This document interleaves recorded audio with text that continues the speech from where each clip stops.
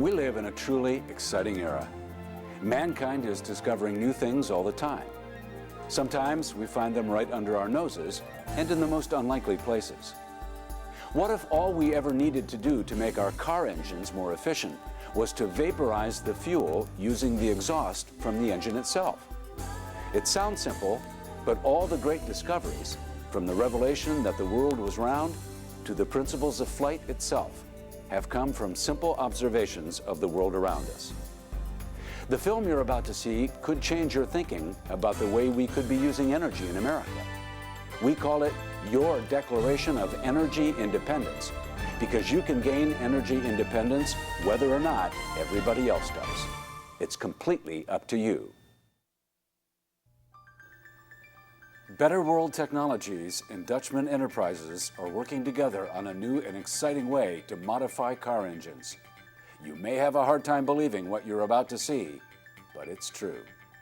There's some very exciting research going on at this compound in New Jersey, and also at a second facility in the Detroit area. Let's go inside and take a look. Here we are at the facility where an exciting engine modification process has been developed by the same company that hopes to bring you free electricity. You know, people talk about things being too good to be true, but I think both of these technologies are too good to be ignored.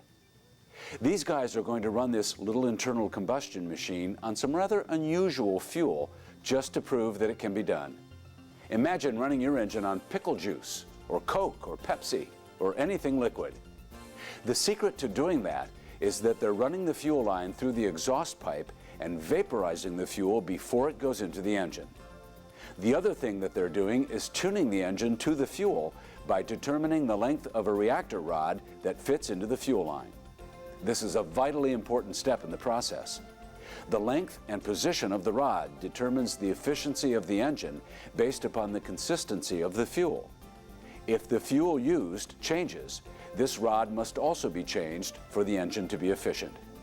When this technology is used, they start off with a 12-inch long rod and then let the engine itself determine what the length of the rod for the fuel being used needs to be.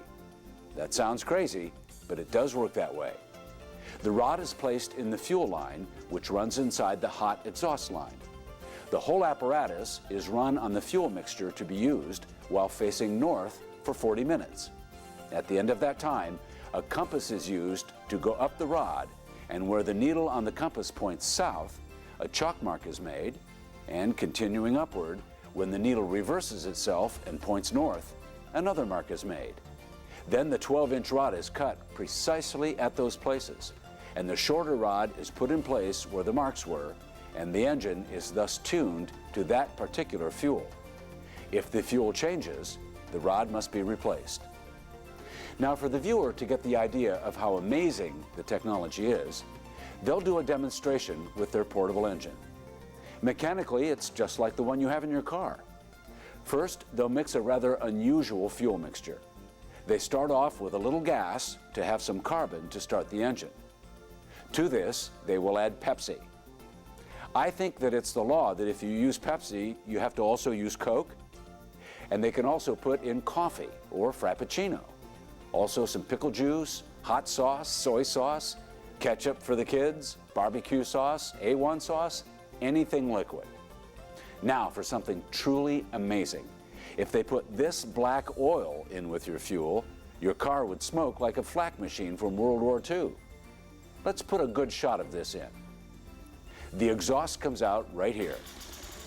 See if there's any smoke when we run this engine on this fuel.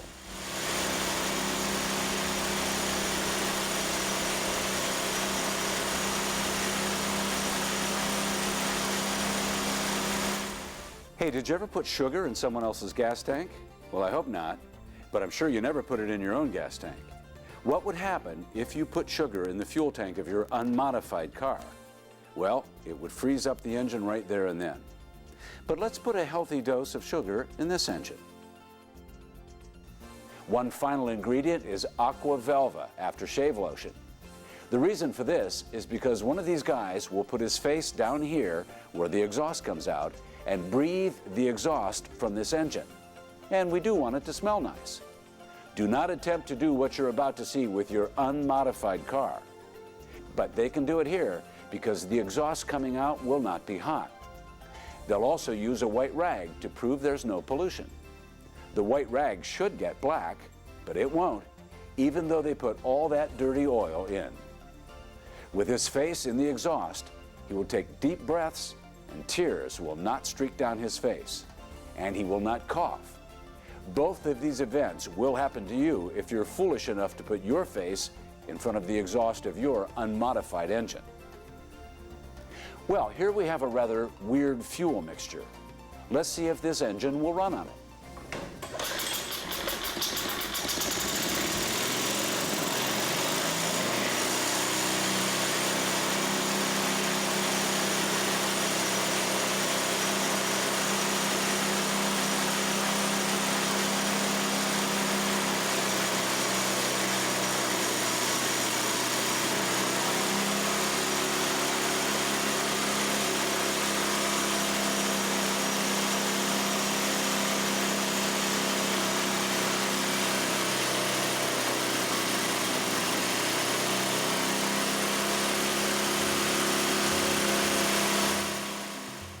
Of course, this is a rather expensive fuel, so to show you economy, they'll now run it on 80% water and only 20% gasoline. What could that do for your gas mileage? Well, it could increase it up to 5 times. If you get more than 2% water in your gas tank with your unmodified car engine, it won't even run.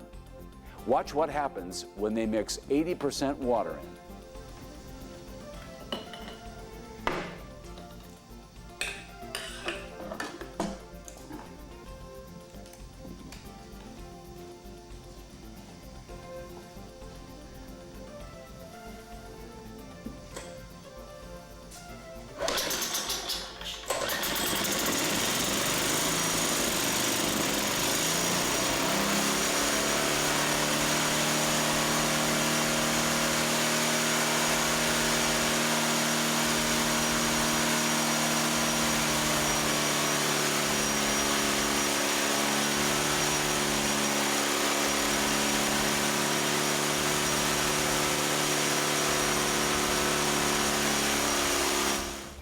I would also briefly like to show you that they can run an engine specifically built with no exhaust coming out of the engine. Right now, if you're lucky, your engine is about 18% efficient, which means that for every dollar's worth of gas you're buying, you're only getting about 18 cents worth of travel. Where's the other 82 cents on every dollar's worth of gas going? Into the environment as pollution. They can actually shut off the exhaust and recycle the unburned gas back into the engine until all of it is burned. Aside from heat losses, the process is about 80% efficient, and there is no pollution. Of course, that could get you 4 times the mileage you're getting now. They just want to show you what could happen if the car manufacturers would start building their engines this way.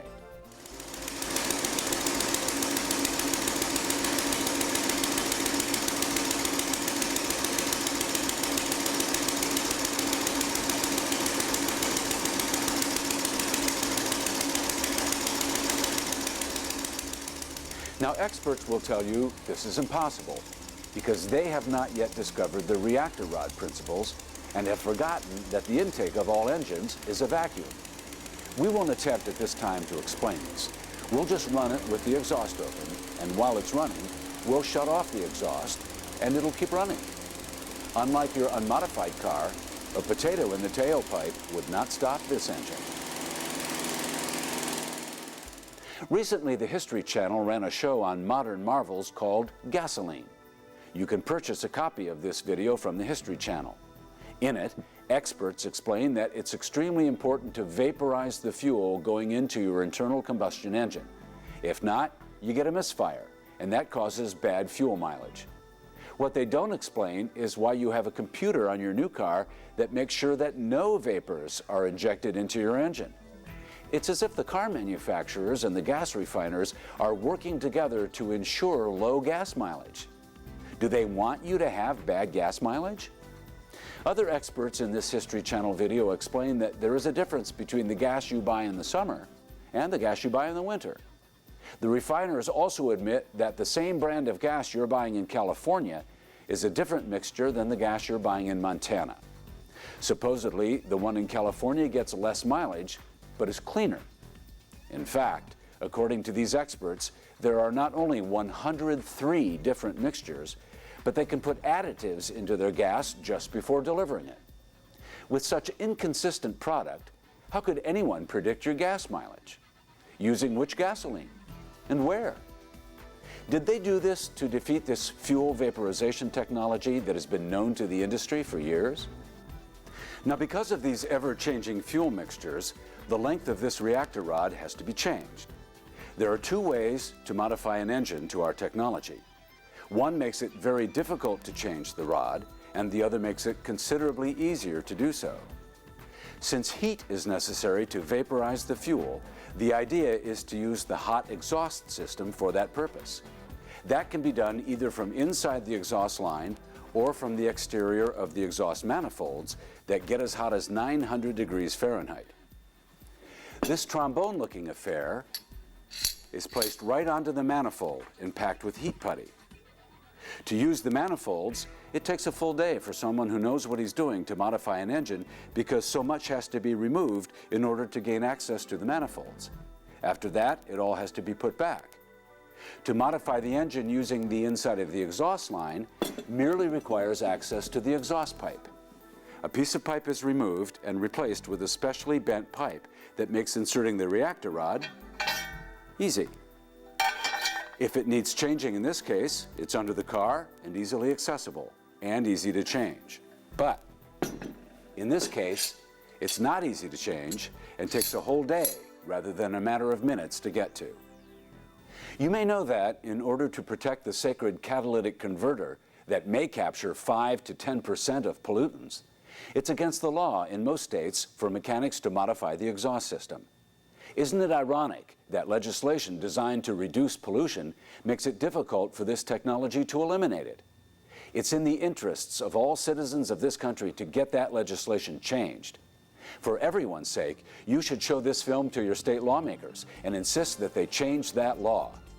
Until the law that prevents tampering with the exhaust is changed in the states which have that law, it will be difficult for this technology to be used. We believe that an individual should have and does have the right to modify his or her own car. We will sell a modification kit to those who agree with that belief and have the mechanical skills to enable them to modify their car at the exhaust. It comes with full instructions on how to do it. See the literature packet that came with this film. We also have trained mechanics who are able to train you to modify your car and will help you do exactly that. These mechanics can also modify your car at the exhaust manifolds, which is legal for them to do in all states. But unless you can get the refiners to provide a consistent blend of gasoline that is good for the summer and winter months, it will be unmodified at your gas supplier's whim when they change their blend. So until the government mandates a consistent and uniform fuel, the exhaust manifold modification could be difficult to remodify as suppliers change their blends. The nice thing about the exhaust pipe modification is that it just takes a matter of minutes to change the reactor rod if your supplier changes their mixture. If it's legal for mechanics in your state to do, they can just give you a quick and inexpensive tune-up every year when your gas supplier changes over from summer to winter fuel. You will also know every time the supplier puts additives into the gas when it causes your mileage to drop back to what it had been before you had modified your car. And you can blow the whistle on the suppliers when they're trying to increase their profits by giving your neighbors an unexpected and unwanted change in fuel economy.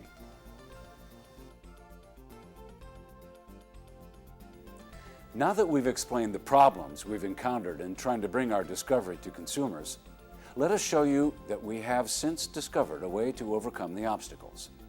We're happy to say we have actually solved both of the problems we just explained in this film. Making this technology happen is no longer a question of getting legislation changed, nor is it dependent on forcing fuel suppliers to provide consistent fuel. Our car and truck engines are needlessly wasting fuel while we suffer high fuel prices and political instability worldwide based largely upon our dependence on fossil fuels. We have a technology that solves that problem. But given today's regulatory environment, we can't use